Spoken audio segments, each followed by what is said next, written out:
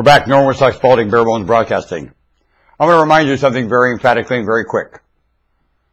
I don't mean to speak over your head, and I'm not. I'm using terminology that physics uses, that I've sat in science classes. So I speak to the mind of science. I speak to the mind of engineering. I speak to the mind of sociology. I speak to the mind of merchandising. I speak to the mind of commerce. I speak to the mind of human curiosity, of all these aspects, and use conceptual terminology. No, I use terminology backing you up to conceptual analogy with it. So you can analyze things conceptually with these terms. I speak to that mind. That's what I do.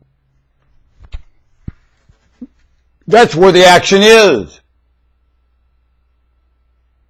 Now, I find, though, that the average citizen laying on their rear has a lot of mind of that and is not stupid that way at all and needs to demand the product of their mind, and they're not doing it. Get up! You have all those minds. There's not one educated mind here that doesn't live without the education. All the education does is remind you the terms and give you the picture. Well, I'm able to do that with a lecture and speaking to you. Now, you might not be able to do the formulas, and maybe you're not employed. As far as I'm concerned, without half the preparation you people are going through, you're employable in any of these industries. And I find the raggy rackets of it doing it anyway. A lot of these businesses employ exactly the same crew as the highest technology for the government in physics or science or anything else. And they're getting paid big money, and the small bit like Hometown Buffet does the same thing, pays them nothing.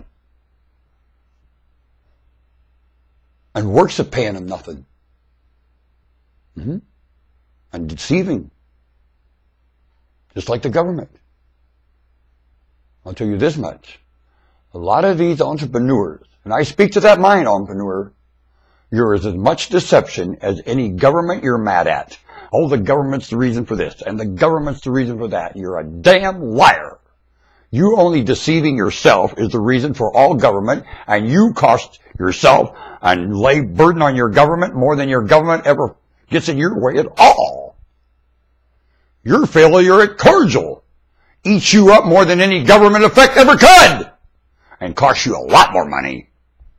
Wanna bet? Entrepreneur of the planet? You don't know anything about entrepreneur. No, you don't. You know what? It's a French term, isn't it? Hi.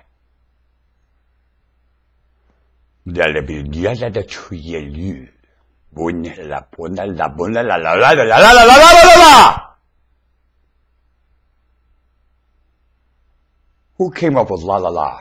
France or Spain? There's nothing in Spain. They didn't steal from France. La la la la bonne la monia la petite. La meniesse la haussière de l'oeil.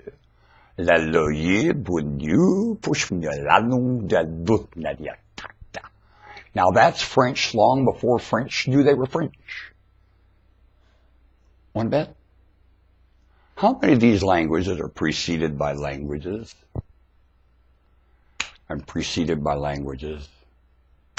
I'm preceded by languages. And preceded by the language, and preceded by the language. Preceded by the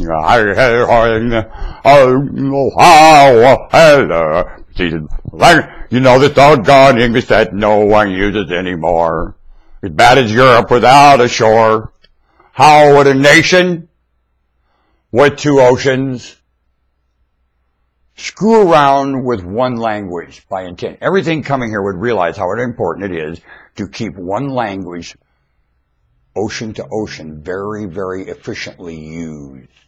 They're educated that much to understand that the use of terminology in any language is extremely important, and they would practice that more than anyone living here and born here and native to this place. Anyone coming would understand that more and insist on it.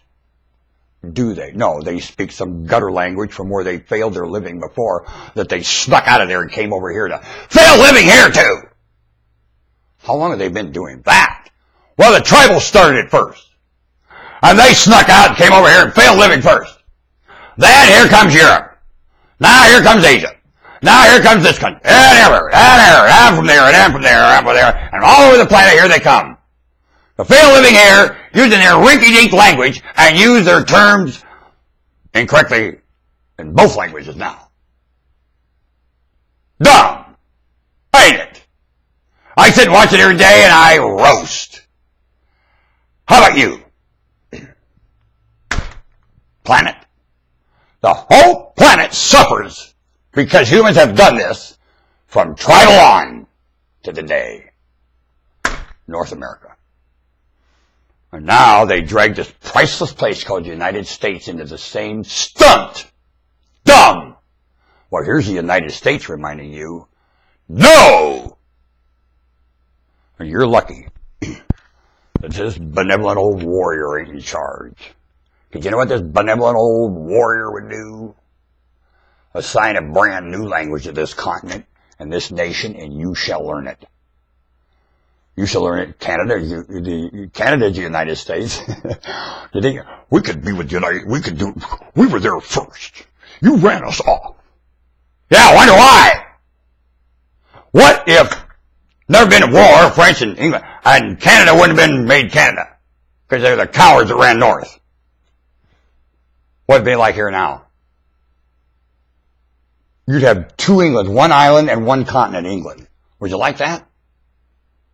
The way they held trial over there, would you like to hold trial this way? The way they had those, the way they took care of trial in England? Want to have trial here like that? Dumb! Now, thank God, Canada. Well, you are America, Canada. And you shall comply to learn this language, too. I will not.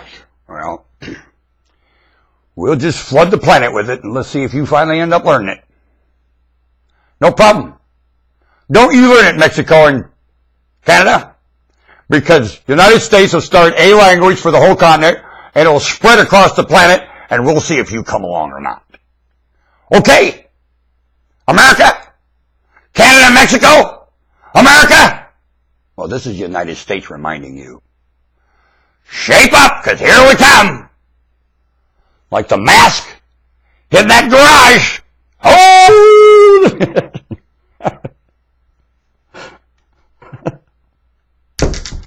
That's what would happen if the old codger here was in charge as the monarch. In exile, that Mr. Obama said, what would you do? And I'd say, well, Mr. Obama, here's what I do. Is the exiled monarch. Been around quite a few generations. Here's what I do. Itch, itch.